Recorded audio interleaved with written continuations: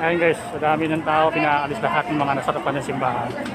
Kaya nga siyempre gusto nila masilayan yung ating mga artista. Parang namusta kayo makita man lang nila kahit man lang saglit yung kanilang pinaka-paboritong artista. No? So,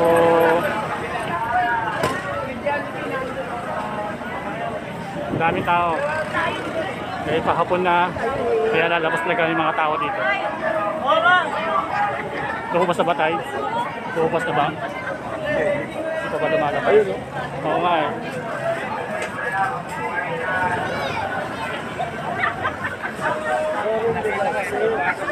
Ito, yung ating mga kababayan, no? Na dami ng tao. Gusto nila masilayan siyempre yung ating mga artista.